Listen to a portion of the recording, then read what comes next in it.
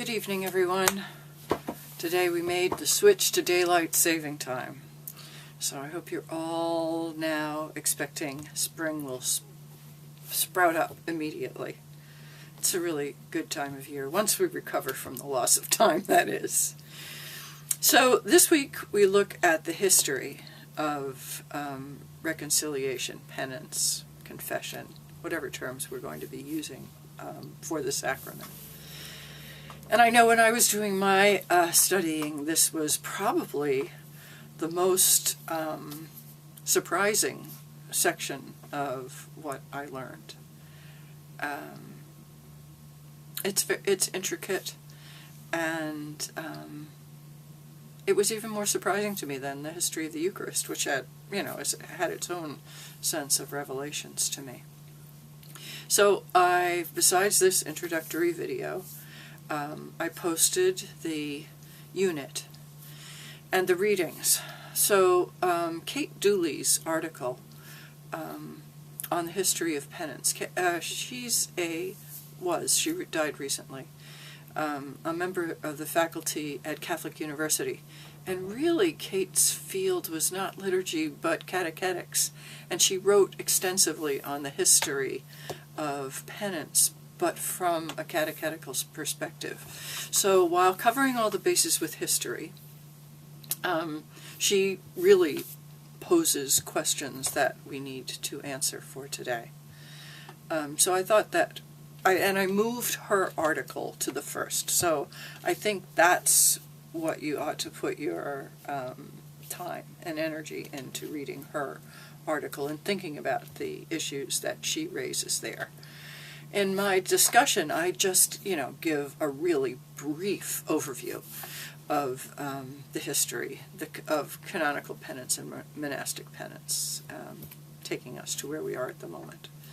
And we'll delve more into the theology as we go on with this unit in the course. I put links to the Didache, to the Shepherd of Hermas, and to Tertullian, references that are used in both my summary and Kate's article. And I put down additional supplementary primary text reading. You don't have to read all of them unless you're really interested or you're doing a research project on this. But at least take a look at some of them so you get a sense of how they were written and what was important to those writers and to their audience. I know that just about everybody is behind at this point, and I want to encourage you to catch up and post things on the message board. Now, Father Andre's postings are very excellent and long, but please don't measure yourselves by that standard. He has a different background and is at a different point in his studies and a different motivation for what he's learning. And he's a good member of this community. But please don't shy away from posting because you can't post 500 words, you can only post 50. Please just catch up so that you don't wind up at the end of the semester with not completing this course. There's no reason why any of you shouldn't complete the course. And the only evidence I have that you're up to date is by your postings on the message board. Last week I asked each of you to check in with me to tell me how you're doing on your research project. I haven't heard from anyone yet, so please do that. We're past the midterm now, and I want to get a gauge of where you are. So if each of you could contact me, email, phone, and let me know how you're doing and what I can do to help you move through the class. That would be great.